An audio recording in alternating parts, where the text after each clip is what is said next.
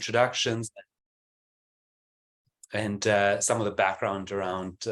We have an exciting group today. It'll be lots of listeners, it'll be a lot of fun questions. Some of them we even had in advance. So it's, I know it'll be a very interactive audience.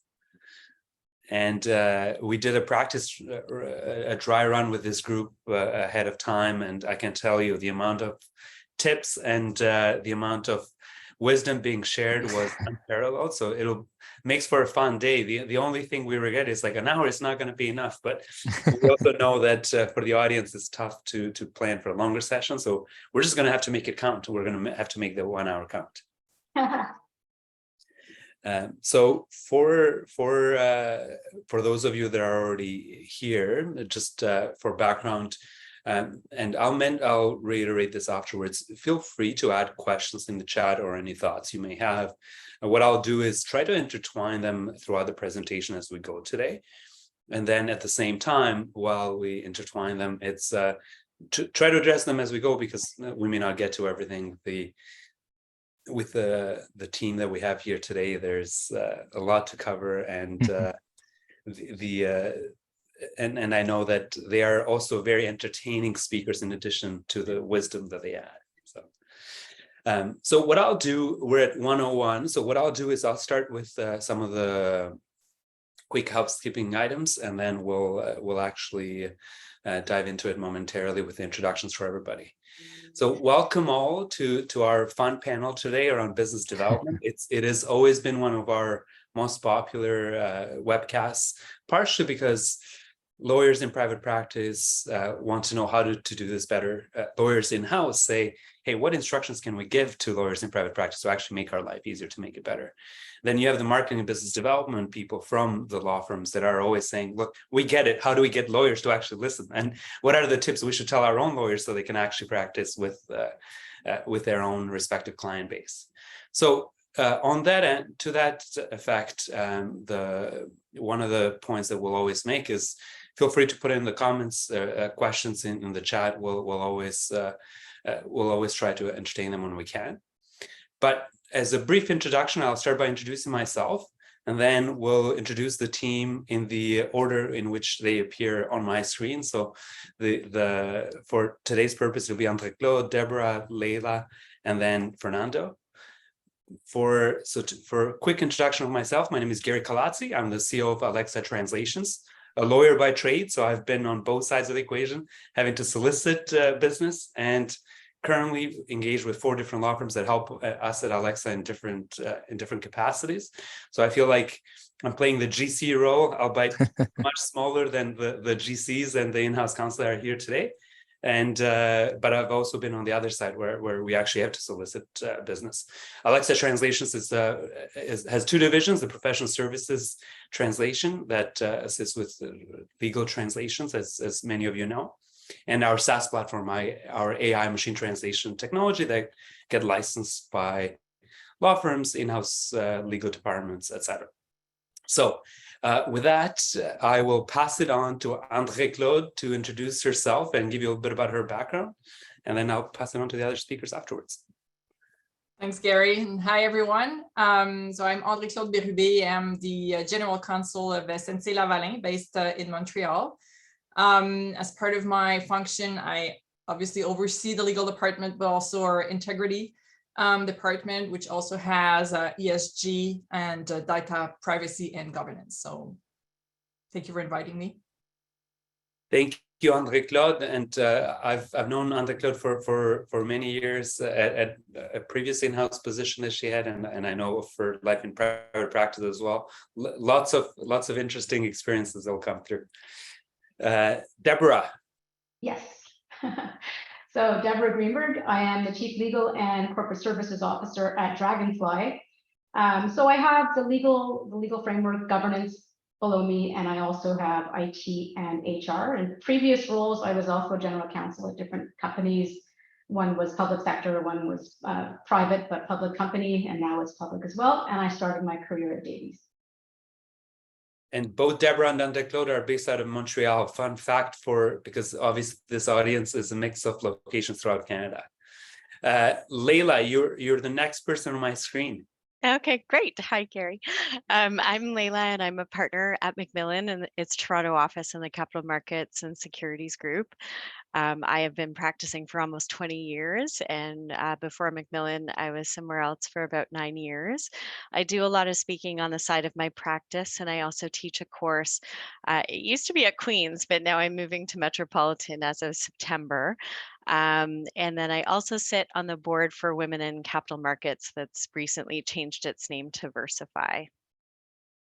Thank you, Leila. And as you may have noticed from Leila's introduction, from the group today, Leila is the only one in private practice currently. So she'll provide the private practice perspective live. And last and certainly not least, Fernando Garcia. And Fernando, we'll get you off of mute just because there you go. Sorry about that. Yeah, so thank you very much. Hi, everyone. Fernando Garcia, 15 years general counsel, sort of mid-size, smaller size firms, everything from having a decent sized team to being an OLO, which is the only legal officer. Obviously, different challenges, different opportunities for each of the roles, different perspectives. And I think, when we speak things like this, I try to mix and match the different perspectives, different scenarios, different industries, and try to come up with, because they all have their own needs and their own particular challenges. So I think it's good when we talk about it to bring in all of our perspectives and to share our best practices. Thank you, Fernando. And we'll go to our first question momentarily. And this time we'll actually go, I'll ask I'll ask our audience, or rather our speakers today, alphabetically. So we'll go with André-Claude, Deborah, Fernando, and then Leila, which coincidentally also works well because that means we hear the GC perspective first, and then we go to Leila, so hear the private practice side. And just as a quick reiteration, because I know we're well over 100 now live, so to those of you that joined us in the last few minutes, feel free, if you have any questions, comments, etc., to throw them in the chat. I'll try to intertwine them throughout the presentation today. So the question for the group, and then we'll go with the order that I mentioned earlier, is you've been both on the private practice side and now in-house, or at least for the first three of you. What are some of the tips that you'd share as best practices you've seen over time? So while you were in private practice, and for the three of you that are now in-house, that you see that work well with you from all the various firms and individual lawyers that work with you. So André-Claude, we'll go with you first. Thanks, Gary. I mean, they're various, but I think the one that I like to speak of is really, for me, it's very important that, the external firm that I work with, or lawyers that I work with, I feel that they invest time in the relationship. And it's more than, taking me out for lunch or things like that. That's more sort of a social aspect, but I am expecting that we are partners, and therefore, if I'm going to, give them business, they will invest in that relationship from a business sense.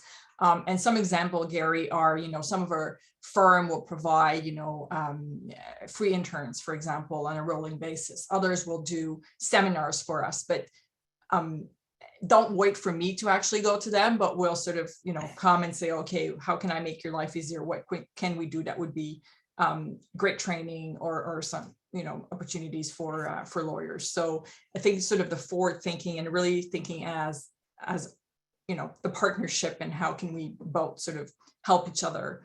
That's very important for me. And some of the firms do it very well. Some of the firms do it less. But I think what I do encourage the firms is also look at, what's done in other jurisdictions, because I even see some differences between certain jurisdictions where we do business, where there might be more sort of more, not interest, but more forward thinking and how can we really invest in our clients and try to, either make them their life easier or give some of our knowledge and train some of their younger lawyers. We even have some sort of mentorship going on with some of our more junior lawyers and external partners or lawyers, because we don't have that sort of knowledge internally, for example, on a specific topic. And so they sort of take them under their wings and help them grow in their career and develop. So that's also very appreciated. Thank you, André-Claude. And Deborah, I'll pass it on to you. One thing that I also encouraged our panelists today to do is, if there's something they think about, despite us following a certain sequence, to jump in, because certainly when we did the practice run, it was conversational and there was a lot of value, little gems that jumped in here and there. So the group is not shy, but I'm just, I'm telling our audience that we're going to be doing a bit of that today. Not Deborah, shy. Understatement of the year. Yeah. So I'm going to pick up on the same kind of verbiage, which is partnership. So it's important that outside counsel view us as their partner, or we view them as our partner and strategic partner at that. So, you know, we just don't want to feel like we're being nickel and dime, like we're being charged for every last little thing. It's an investment. I come from a loyalty background, so I view everything with that lens. And when you have someone that you're working with that you know has your back, is going to be there when you need them, is going to look at you not just in the role you're in that day, but where you might end up and where that relationship can extend and grow, and some of your own networking also. You can introduce them, you can bring them in for other people as well. And I think the lawyers that do that well are the ones that stick around. There's obviously a bunch of things they can do, like Claude mentioned. Interns, I've had law firms do that as well, which is really good stickiness for the law firm, because then when that person goes back, there's a relationship. There's so many ways to do this well, and there's so many ways to do it badly. And I'm not going to get into those right now. I think we'll probably get into that. Yep.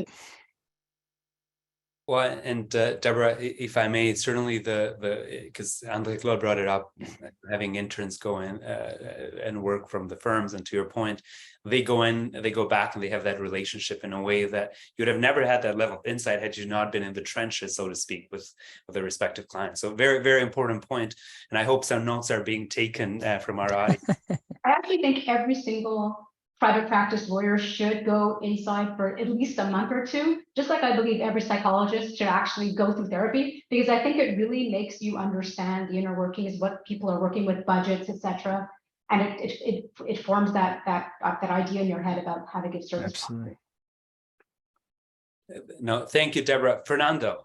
So when you asked the question, I wrote down here, to remind myself, make my life easier. And at the end of the day, if you could do it yourself, you would do it yourself. It makes it so much easier for you. It controls your budget. So if you could, you would. Now you go outside to find special expertise. You go outside to maybe offset some of the work that you can't do. But at the end of the day, it's making your life easier. And so when I think about what that means, there are two elements. One is my day-to-day work. And so, I don't really benefit from having a 20-page memo. Not going to help me. I got to probably break it down to about 2 or 3 lines for my CEO or my other colleagues. So when you give me a 40-page memo, you're just giving me more work. And at that point, I could have just done it myself. So make my life easier, make things easy to understand. Don't give me the right? Understand where we're trying to get to. And if what we're doing doesn't get you to that point, give me an alternative. Give me a couple of options that we could do that minimize the risk maybe, but at the same time get you to the objective. Because at the end of the day, you need to get to that objective. How you get there is the question. The other part as well is you understand the risk, right? Some situations, I don't want to take any risk. So I need you to be very honest with me. Don't want risk. I'd rather settle it out and don't get the risk. Other situations, I'm willing to take that risk. So having the CYA sort of memos, hey, I told you not to do this, but you're insisting to do that, doesn't really help me at all, right? Help me minimize the risk, get me to that endpoint. So I think that's very important from the operational piece. And then there's the budgetary piece where I got to meet a budget. So I need to make sure that, as André-Claude said, it's an investment, meaning not every single minute and not every single second should get docketed. Not every single thing should be charged for. It's an investment. You give me a $10,000 bill. I don't want to see photocopy fees. I don't want to see legal technology fees. I don't want to see catering fees. I think somebody mentioned that the other day, catering fees. Like, it's an investment. It's, in a relationship, both parties have to gain and both parties have to risk and both parties have to give something to it to really be meaningful. And finally, kind of goes to the first point, never say no. Don't give me a no. Give me, how do we get there? What are alternatives? Make my life easier.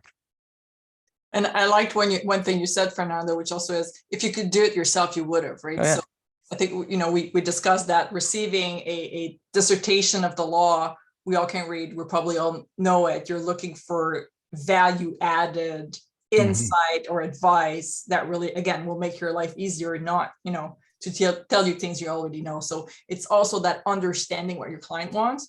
And to your last point of, if you're looking for the no risk answer versus, no, we're going to do it anyway, tell me how I can do it and minimize my risk while I do it, is very important. And that's our responsibility as well as, internal lawyer, to just let them know exactly what we're looking for. But once they are aware, you're expecting that if they can't give you that answer, at least that's also my expectation in terms of best versus worst, Gary, of if you're going to give me an answer which is like, this is horrible, don't do that, please call me before you put that in writing to me with like final signed, because that's not helpful. So yeah, and the other thing too is depending on the size of your legal department, you might be moving on, you might be dealing with a real estate matter, move on to a litigation matter, move on to an HR matter, move on to a business or corporate matter, and then you might be moving into something else.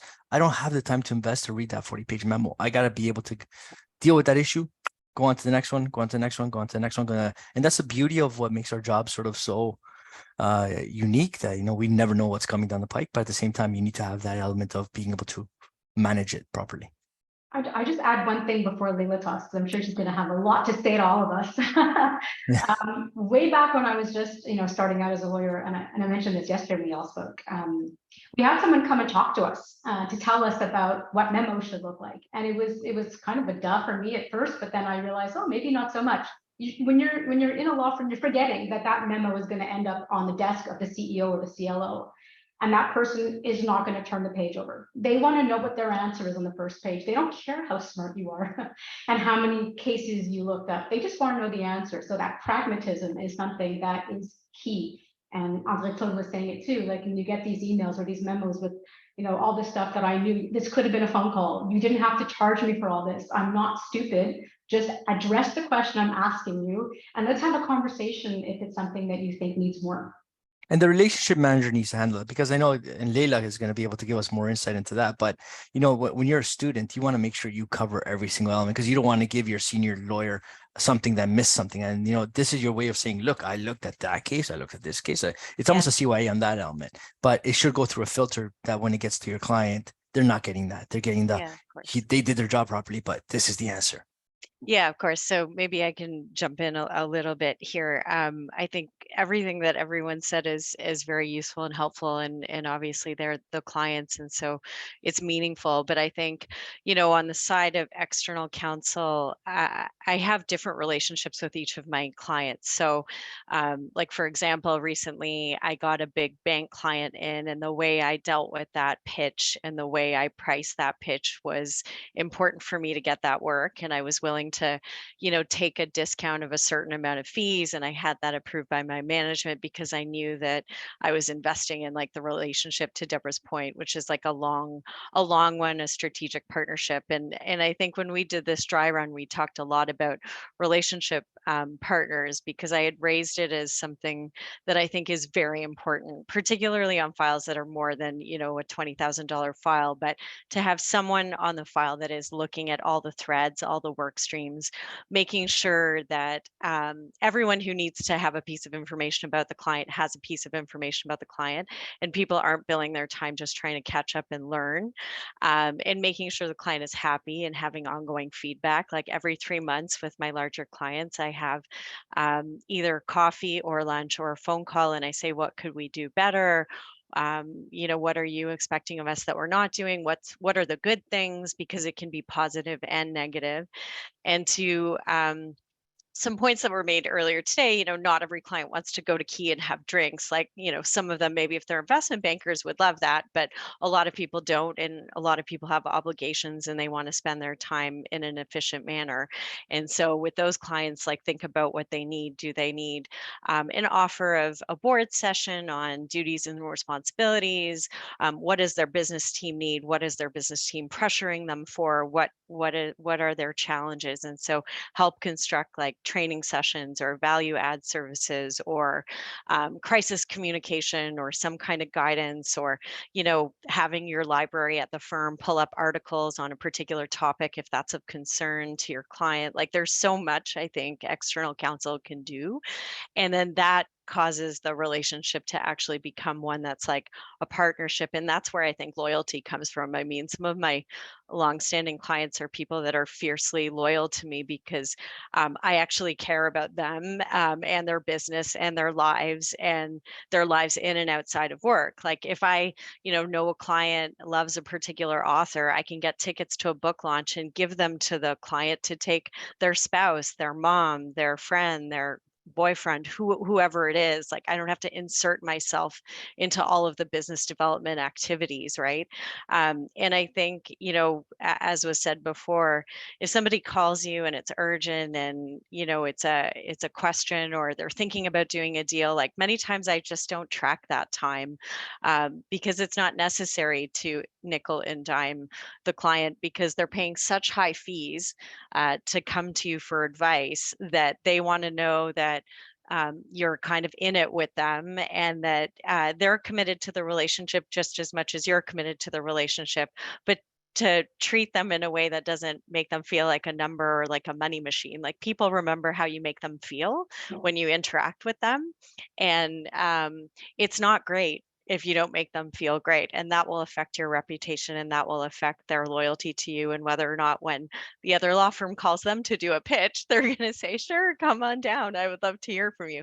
Because if you don't do it, somebody else is doing it. I mean, there's so many mid-market firms now that are so good in the marketplace in terms of offering services or special rates or deals, or just trying to engage, whether it's like on LinkedIn or other ways, that you shouldn't rest on your laurels and just take for granted a client relationship, particularly if it's a long-standing one. Like you have to continue to nurture that relationship so that they kind of know that you care about them. And I did go on secondment for 6 months to OMERS when I was at McCarthy's, and that was really eye-opening because I hadn't realized how much bonuses of like the lawyers that work there are tied to their legal spend, and how carefully they look at things. And so when they ask you a question, it's very correct, like not to just do a huge memo and send it to them. You could do the memo internally and track that to client investment time or non-billable time, but then what they see should be a straightforward piece of information. And if they want an opinion or a memo, like they can ask for it. These are sophisticated people who are lawyers and experienced, right? So I think a lot of times external counsel just forgets the relationship internal counsel has with the business and the pressures that they have. Like we don't have that in a law firm in the same way. And so I think it's really important not to lose sight of that and to visit them. Like, oh, can I come do a site visit? Can I come, see your legal team? Can we do like a WebEx coffee chat or something? And of course, like not charge for that. But those are the ways I think you get people to be loyal to you and to make them feel that you're actually like someone that's invested in their business and that you care about it in a meaningful way. And it's not just like another file that you're going to get and then you're going to disappear and 18 other lawyers are going to show up on the bill and not have any idea what the history is. Mm-hmm. That's sorry, I hate to interject, but that's a great point. And I remember one of my former experiences, we had a very unique industrial environment within which our employees were working. So when you were hiring, in particular, labor and employment lawyers, they needed to understand that environment in order to properly be able to address a file. So the best things that I've ever seen is just external counsels who want to come, who want to walk the floor, who want to see the environment, who want to understand that's not just this type of job. This is how the job fits within the whole scheme, within the whole process. This is the environment within which they work with. These are all the pressures, because that just allows them to make a better value, add better value, and to give better services and better advice and more strategic, like Deborah mentioned before, strategic business partner. Well, ultimately, it's relationship building, right? Like I met Layla I was doing a panel at Macmillan years ago, and I met her, and she was just authentic, right? There was that connection right away. And I haven't really had reason to use her particular services, but I follow her and I see the things that she writes about. And I know that she's there when I need her, and I will call her when I do. That's so nice. And it's important that you have that authenticity, and that you don't do dumb things like bill for things that are obviously sitting canned. And I told this story before also, like, I joined a new company. It was on the NASDAQ. I had not been the general counsel for a company on the NASDAQ. So I just wanted to understand the particularities of that legislative framework. And I asked the firm, I said, do you have anything you could send me? And they sent me this memo, which basically outlined all the regulatory framework and the different types of wraparounds and all these different things. And then they charged me for it. And they didn't just charge me a little, they charged me a lot. And I said, a couple of things. Number one, I know you had that memo canned. And I know it was sitting somewhere on your system. I know that you maybe had to update it to make sure that nothing's changed since the last time you looked at it, but that's part of your job anyway. You should be educating yourselves and your clients on these things. Absolutely. We all have CLEs, we all get all these things from the law firms. And the fact that you charged me when we were starting a relationship really did not, that's not a good date situation. I'm not coming back for the second date. Yeah, you're going to remember that. You're going to remember that, and it's going to taint every single thing going forward. And that happened to me once, and they even had the name of the other client in one of those paragraphs. Oh, no.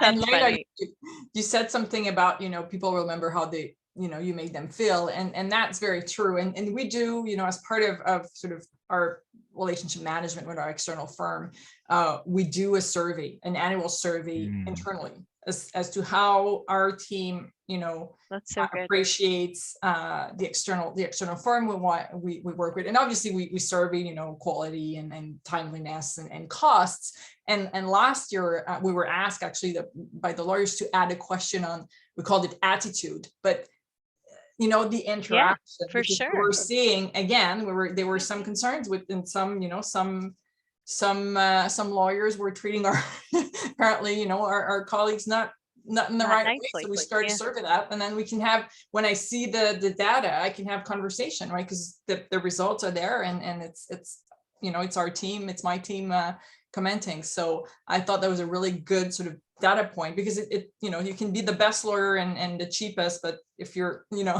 if you're really not nice to your client. Yeah. And I actually think that's the relationship partner's job, kind of internally at the law firm, to make sure that someone's not overloaded, doing things that they're not capable of doing, having all the pressure of the urgency of the client contacting them and them not knowing how to handle it with the rest of their workload.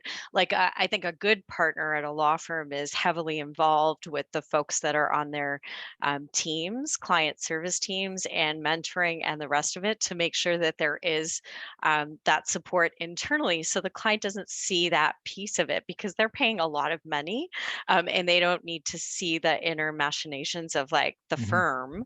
I also think they shouldn't receive things like preposterous bills 1 year later or 2 years later. I actually do have friends on the street that sometimes get busy and send out bills way after a deal is done, and then they have to wait to get it paid. And I always remind them, they're running a business. They may have forgotten about the deal. If you didn't, or you can't charge for tax time 8 months later. I've always said internally, if we can't get our administration right, it affects our credibility to be charging high fees for the actual legal work, because that's just the basic table stakes of what you've got to do.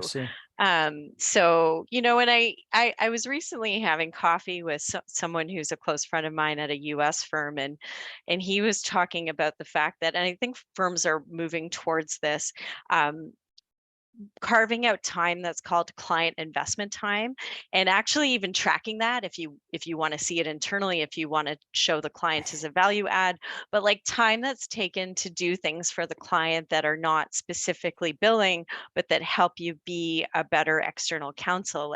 It's not like you have to lose that time. You can track that time internally. You can talk about how important that time is. You can give credit for that time in terms of pushing someone forward at a firm, so that people realize it's just as important as the billable stuff, because if you don't pay attention to that, you're not going to have any more billable stuff. That's kind of what I always try and tell my partners, because some of us have different views on on business development and how to do it. And frankly, the industry has changed, right? Years ago, you could actually just rest on the brand of the law firm and the client would pay. And that's just not the case anymore.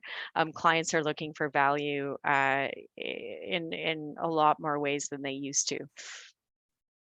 No, very, very great insight. So I actually have one bigger question that I want to ask all of you, which is, and I'll start with Leila this time around and say, in some of the clients you've recently acquired, what were some of the strategies you used? What were things that worked well? And then to Fernando, Deborah, and André-Claude, what were, from firms or lawyers that you onboarded, what were some of the things they did right that convinced you to actually onboard them? So that's the bigger question. I have a smaller question while you think about that. And this is for our 3 GCs. And we can start with Fernando, go with Deborah and André-Claude. You talked a little bit about how in-house or how lawyers in private practice can actually add value and things they can do. Now, the 3 of you may have different preferences, and I imagine different in-house counsel may have different preferences. How can in-house counsel know what you prefer, or what may be some of the ways they can figure out what are your preferences that may vary a little bit from organization to organization? Yeah, I mean, I think it's always the best approach is you ask, right? I mean, that's always the easiest way. And like, again, everybody's got different pressures, different situations, different things going on. And really how you can add value is really dependent upon what the customer needs at that point in time. I know it might be a really good time in the economy for them, and they're doing really well. Maybe the cost isn't the issue for them, but maybe timeliness is.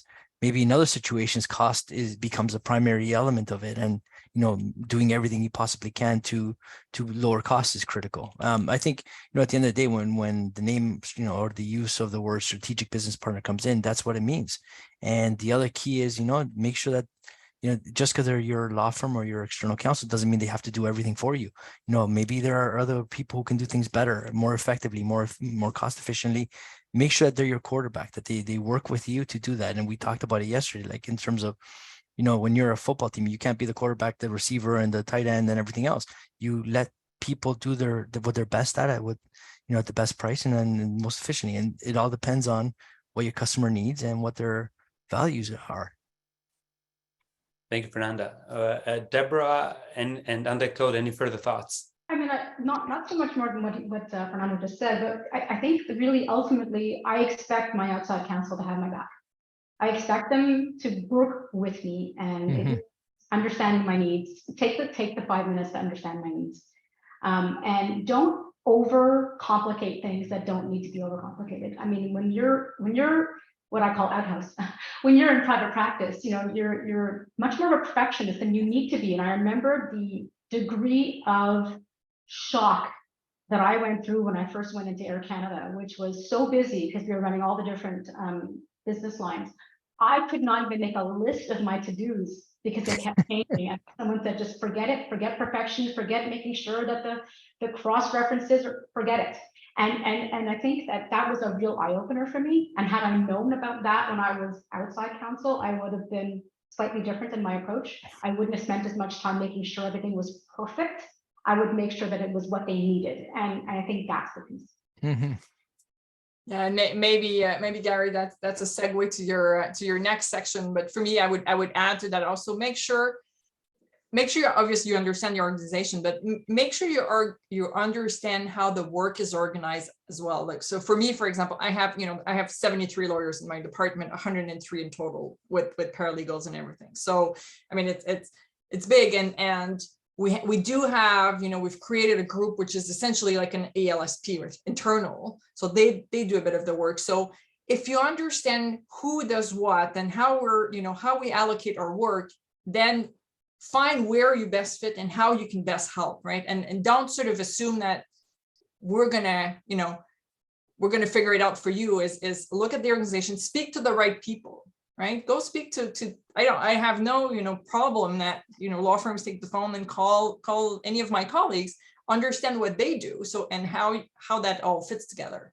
So again, it's invest the time to understand what you're doing, where you best fit, how you can best help, and make her have the biggest impact and add the most value. So, and that's true for new mandates, I would say. If there's a new mandate, a transaction, etc. Take the time to know. Sometimes we'll work, and if it's an M&A, you'll work with the M&A team as well. So find time to understand that.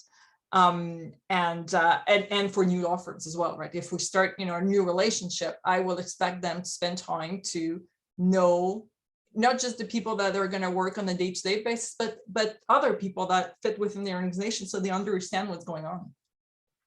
So some big themes that came very insightful from all three of you, but big themes is get to know the client, get to know their infrastructure, their pain points. When in doubt, ask, because it's taking the time to ask is important. And one of the questions that came up from Veronica from the audience was, how can you manage and balance professional relationships when you're providing extra free legal services?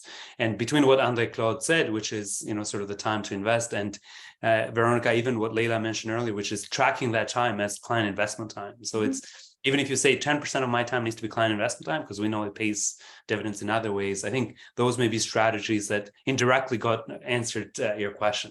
It changes. I would just add, it changed the mindset of the law firms. And I think it's happening. We discussed this also. Like, you'll notice if you're on LinkedIn that there's all these new roles being hired at law firms, similar companies. You have COOs and you have CLOs and all these things. And I think that's just a change of mindset about how you run your operation as a law firm. It's not just bill. Now it's like, okay, we're providing a service, and we have to think about it from a much broader perspective, including how we provide that service, not just what we're providing. And there's various ways to make this known to your client, right? Not just like, look what all the free stuff I've done for you, but have a discussion in terms of, this is what we've done for you that is not sort of billable time. Yeah, of course. Does that fit your need? Is that useful for you? Is there anything else we should do instead of that, or add to this? So have the conversation. I would be happy to have those kinds of conversation, and that, whenever we do sort of the touch point on a quarterly basis as well, and explore that. So it's sort of a positive way to let your client know what you've been doing. And I may not know everything that's going on either. So definitely. And sometimes your client will just know, because they know when they text you and call you and don't see your time on it, that they can do that. Like, I have one client who, he just did it today.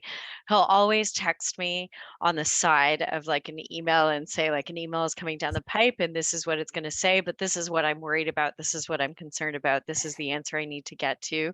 And he never sees any time on the bill for my time perpetually going back and forth with him on text or then getting on the phone, because he's trying to give me the actual inside business information of why they're asking the question that they do. So it provides me with a lot of insights. So then I communicate that to the team that's working with me on this particular client, because it's a large one. And so that's helpful, but actually keeping track in this formal way is another, very good way to do it. I think, Gary, you asked another question of me about new clients, and I didn't answer it, but I wanted to make the point that a lot of the clients I have are people that I have had relationships with for years, and only after years has their work moved to me. And it's because I didn't engage with them on the thought that I wanted their work. I was actually curious about who they were. And many times I've created a friendship with them. I've kept in touch with them over the years. I've been there to talk to if they switch jobs. That's happened so many times for me, because in my network, typically I will know people where the person is going. And then all of a sudden I'll have like a whole bunch of work moved to me. And then there's like fierce loyalty behind it, because I've just taken years with the relationship, as opposed to like seeing on LinkedIn that someone has moved and has a new general counsel role, and then calling them in this really disingenuous way and saying, hi, like, my name is Leila. Can I take you out to lunch? Like, no, you can't take me out to lunch. Like, you don't know who I am. You didn't care about me before. Like, why should they go out to lunch with you? Like, they're going to do that with people that they have relationships with. So I think that's one thing that it's a funny thing that I think people just need to be reminded. Like, to me, it's just being human, and having empathy and being curious about people and kind. But I think sometimes that's like not intuitive for lawyers, because they're too much focused on being a lawyer before they are focused on actually being a human and interacting with someone in a very meaningful way. So that for me has brought me like a lot of clients, and I've built my book on that kind of style. So it's worked for me. And once you have that book, I think the next piece of advice that I think all of us would give is don't phone it in afterwards. Totally. I had a situation where we had like an existential file, and we went out for RFP because it was so existential. And our preferred firm, like the ones that really knew us the best, totally phoned it in, and they didn't get the file because I said you couldn't even put in a modicum of work when you knew that this was something so huge for us. You just assumed you were going to get it, and no, the answer is no. And they were in shock. And that probably will teach them a lesson, Yeah. right? And they'll never make that mistake again. Yeah. Leila, I wouldn't be so sure. So, you know, and Leila, what you mentioned, which you're doing naturally, is that, you know, these are people you've developed relationships over time, and then some of them eventually give you work. In traditional sales, which we have marketing and business development people from the law firms on the line today. In traditional sales, that's called a pipeline. You actually build a pipeline because not everything converts into a business. And we often, you know, see lawyers, especially more junior lawyers, say, "Well, look, I did a bunch of events. I didn't really get any business, so maybe I'm not good at this thing." They don't really. This is a marathon, right? It takes some time. It takes some time. It takes 20 years. Sometimes it takes 7 years. Sometimes, and you know, the point was a good one. Like, be nice to everyone, because in 5 years, they could be your boss or someone who's giving you instructions. Like, I have come across people in my career that haven't treated me very well, and that impacts how I deal with them in the future. And sometimes it becomes very, very awkward because they end up working at the same firm or something like that. But I think, you know, it's an important piece to remember, because we're all kind of in it together. We're all competent. We're all smart. We all have like the basics. We're just trying to develop relationships, because at the end of the day, I think law now is a relationship business.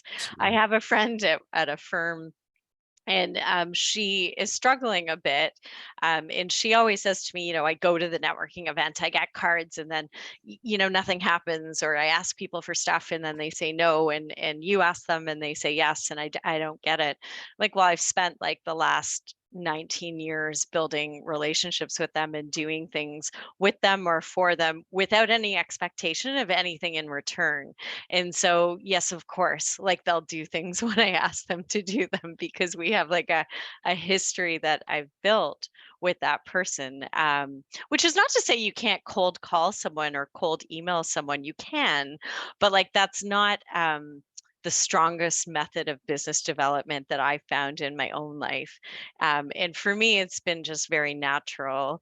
And so I don't find that part of my work actual work, but not everybody is that way. So I think there are different ways to do business development. You can write a paper and you can share the paper. You may not want to go to the networking event. You may not drink. You may not feel comfortable around alcohol. Like, you may have obligations at home that make it's impossible to go out after work. Like, there's not one way to do business development, and just saying, oh, well, I'm quiet and introverted, so I can't do it. I'm just going to be a service partner or a service lawyer. Like, that's just not going to cut it anymore in the law firms. Like, you need to have an element to business development, but you can make that element your own, and you can do it in ways that aren't interactive at these networking events. Like, that's just an avenue. There are many, many other avenues, and I talk about this a lot at different sessions, particularly when I'm speaking to women, because I think women and men are different, and have different styles. And I get the question a lot from women that they're not comfortable doing this or that, or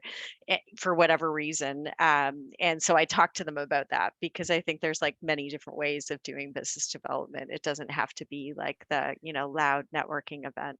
And I think that there's another element to that. I mean, when you look for, you know, how valuable that is, there's a direct and indirect, because I think a lot of the work really comes from, maybe you don't need that person. Maybe you don't really, you know, you meet somebody who's really good at IP, but you don't really do a lot of IP. But I'll tell you, at some point, somebody will come and say, hey, listen, I really need somebody in IP. And you say, well, I know the right person for you. So sometimes it's not a direct equation that, you know, Totally. I went to this place and I met 5 people, but it's not just the 5 people, it's the people who then know the 5 people who know the 5 people. Totally. And if you have a good relationship and you have trust, because at the end of the day, it comes to, like was said, trust, relationships, and loyalty, and all those elements are so critical in your relationship, because again, it's a relationship. It's got to be organic. I remember I was at a conference once in the Cayman Islands, and I went to find the bathroom, and I got a bit lost on the beach. I couldn't find the bathroom. It was so far away. And I met someone who was a lawyer in BVI, and he was a gentleman, and then he was kind of lost. And so we kept looking for the bathroom and we found it together, but we had this conversation about what he does and what I do. And he passed me a massive litigation file about 6 months after that, because he was like, "You're the only memorable lawyer in Canada that I know." And you So found the bathroom. And I found the bathroom. I got the to the end file. I result. didn't do a touch of the work because I'm not a litigator, but like literally, like without even trying there, I made an impact. And then he remembered. So like out of the other people that he had met, he thought, okay, well, she works at a Canadian firm and they're probably full service. So even though she's a securities lawyer, I'm going to give her this file. Yeah. So you're right. It's all about like knowing people who know people. Yeah. Absolutely. So just on that end, because I know Deborah and Anne-Claude, the original question being, from the more recent mandates that you've assigned to a law firm or lawyers, were there any particular things they did really well that impressed you and that led to that work? I know, Deborah, you mentioned that, for example, the putting that proposal together, despite knowing you, it's putting that effort is important.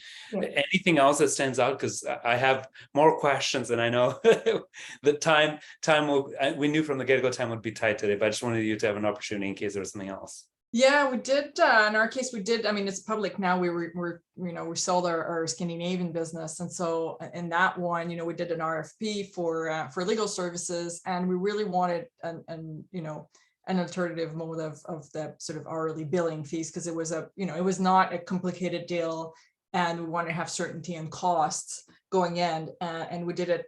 There was a firm that came back with a way of pricing the work that was really great, and so I thought, well, moving from sort of the typical, we can't give you a fixed fee plus some contingency because it's not how we're used to do it. Well, some firms do it, and I'm sure they didn't lose money, and they did a very good job. And we had another deal coming, and we gave it to them without an ask. So investment and the client pays off. Mm-hmm.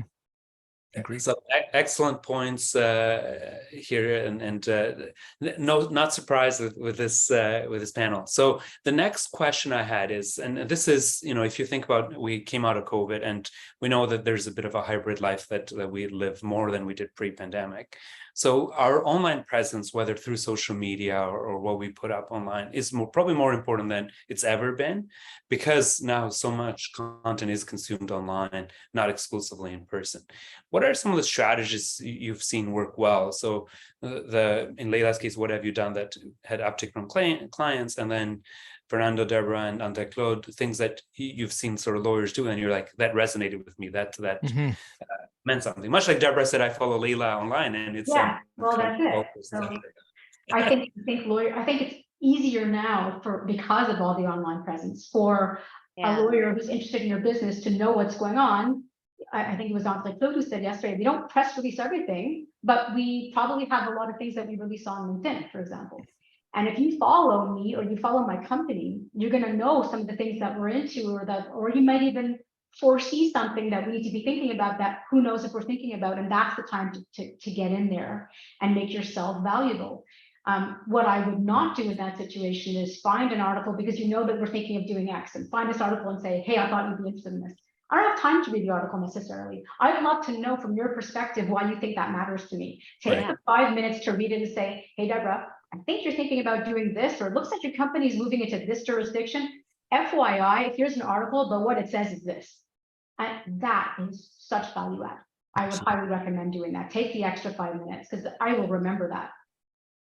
Yeah, for sure. I also Sharing think of template.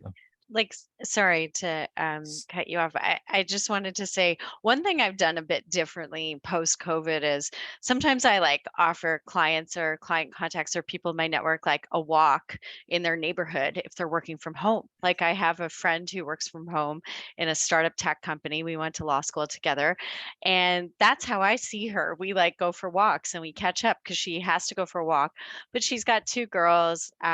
She's married. She's got 2 girls. She's busy. Like she's she's not coming downtown and doing things like that. So I offer things that make sense for the people that I'm trying to engage. So whether that's going for a walk or going to the gym or having like a glass of wine virtually or meeting in Yorkville because that's where I live and people sometimes are in or around this area. Like I also do that. So it's not just a straight kind of square type of activities that I'm offering them. Like before COVID, I don't know that I would do that. I would typically limit everything I was doing to the financial district, but now it's completely changed. And couple clients I have are in, for example, Oakville, and I have friends there too. So I'll make a day of it on a Saturday and go down for the whole day, and then meet them for different things depending on what they're doing. So those are different ways I approach business development because of COVID. And I also think Zoom can be effective. I mean, we saw that we survived with it for like 3 years. It's not the best, but it's possible to still have like meaningful connection through WebEx or through COVID. And so if all else fails and you can't see someone in person, you can always do something online. Yeah, I know the one of the things that we chatted as we prepared for this as well is that continuous presence is important, and doing things that add value to the ecosystem, being in the ecosystem, but also adding value to the ecosystem. So in the digital world, it's whether it's this engagements you're doing with other people, say on LinkedIn as they're posting something and saying, oh, this is actually a really interesting point. Here was my experience. And I know typically as the moderator, I don't jump in with a piece of advice, but I've seen some of this work well, and it's been a good strategy that LinkedIn is a big platform for a lot of this group, but it's also to say that much like working out, you need some discipline. You need to post every once in a while. You need to be present, otherwise you're not top of mind, right? So and I compare it to working out, because you can't just work out once a month and be like, yeah, I work out periodically. The effects are not going to be the same as a regular workout. And social media and the online presence is likely no different. It requires some of that presence. So any other comments on this before I move on? Just I wanted to make sure that as I jumped in with some of my own thoughts.